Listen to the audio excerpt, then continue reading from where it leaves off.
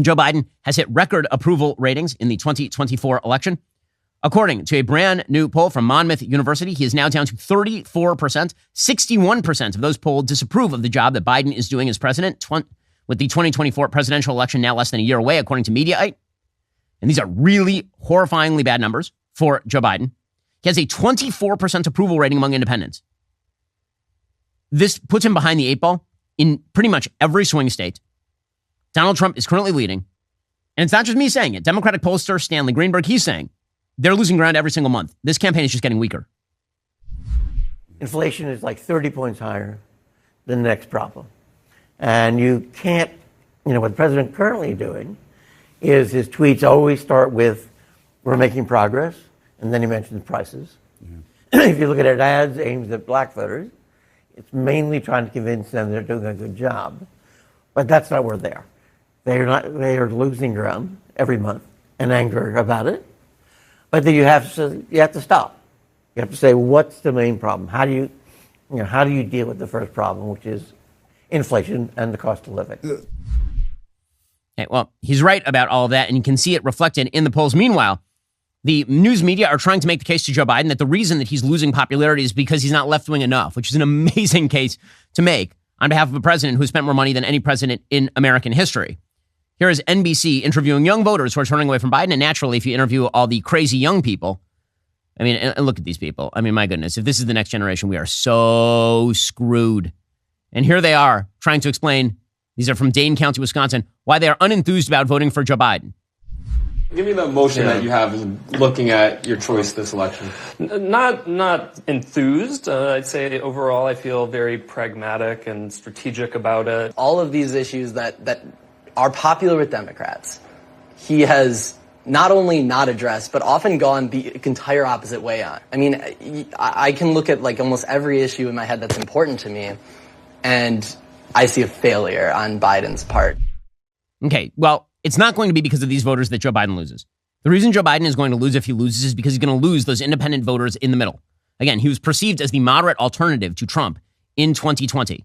He is no longer perceived as a moderate alternative to Trump. And that's going to be particularly true if the economy continues to basically stagger along.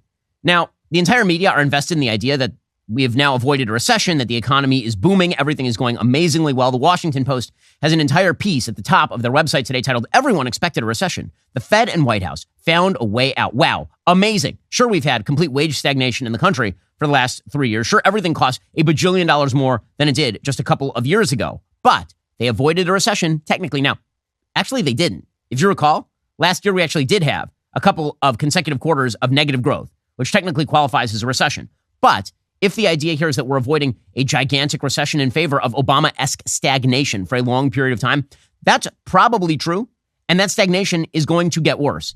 As a Daily Wire listener, you're not just informed, you are also engaged. You value freedom and personal responsibility, which is why you need to check out MediShare. MediShare is a community-based approach to healthcare that lines up with the principles you believe in. Your values matter, and with MediShare, your healthcare dollars will not be used for medical procedures that don't line up with your beliefs.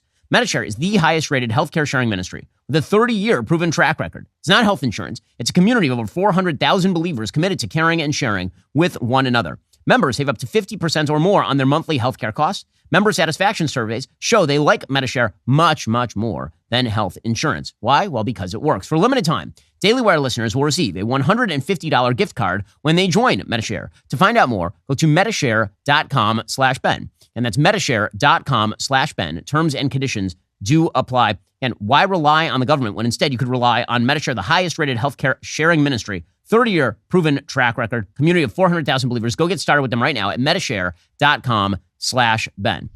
Holiday prepping, giant pain in the butt. It feels like there's not enough time in the day. Some people are just very, very difficult to shop for. Well, Black Rifle Coffee has a solution for you. Their December coffee of the month is a Costa Rican Arabica coffee that delivers tasting notes of chocolate, citrus, and maple. Delicious. Black Rifle Coffee is a veteran-founded coffee company operated by principled men and women who honor those who protect, defend, and support our country. With every purchase you make, they give back. Stop running out of coffee. Sign up for a coffee club subscription to have Black Rifle Coffee delivered straight to your door on a schedule. Coffee Club subscribers receive their high-quality coffee at lower prices with free shipping.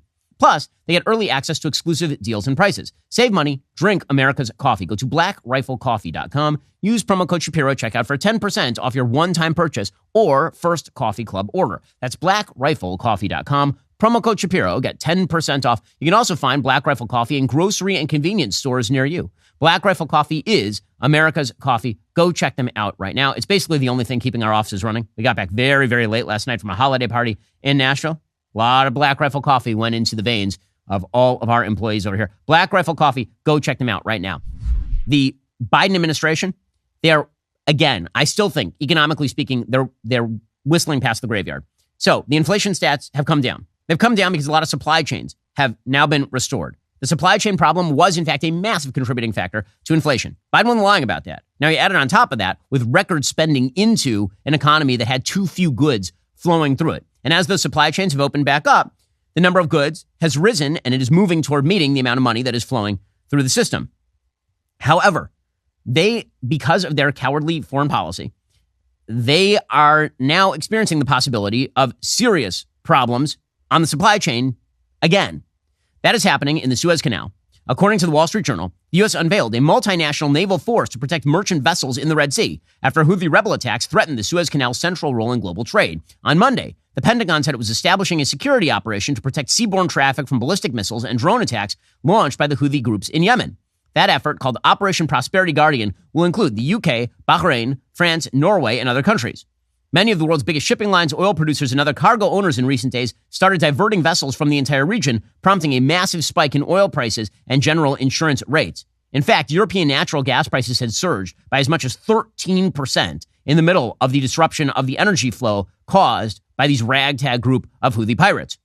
U.S. officials tried to secure the support of Saudi Arabia and the UAE. The two countries have opted to stay out for now because they're not sure what exactly to do with the Houthis, and they're deeply afraid that Iran is going to attack UAE or Saudi Arabia in retaliation for them getting involved in stopping the Houthis. The oil giant BP on Monday was the latest company to halt its tankers from sailing through the Red Sea.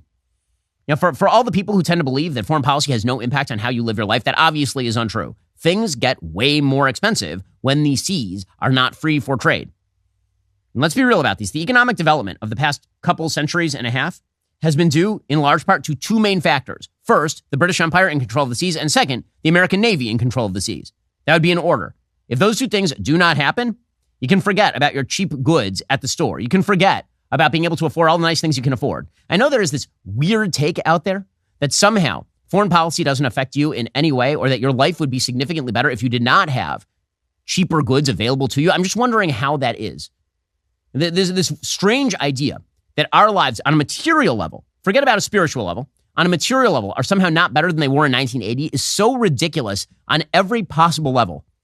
You have a bigger house than you did in 1980. You have more devices than you did in 1980. You probably have central air. You didn't have that in 1980. You probably have a much better car than you did in 1980. All of that is because of supply chains. Economics is not a simple case of it's separate from foreign policy. It requires free movement of goods and services across bottlenecked trade lanes. The Red Sea is one such trade lane. The Bab el-Mandeb Strait is one such trade lane. The Suez Canal is a trade lane. The Taiwan Straits are a trade lane. All these places are trade lanes. These are hot points that can absolutely crush you at the supermarket if they're not guaranteed by a Western Navy. And the reality that the United States is only now starting to say, okay, maybe we'll escort some ships through the Bab el-Mandeb Strait or whatever it is. Again, that is going to have some pretty significant knock-on effects. Are you tired of the lies and the twists of the mainstream media talking points? Yeah, me too. Join me in my newest series, Facts, where I dismantle and bring truth to this tiring mainstream agenda.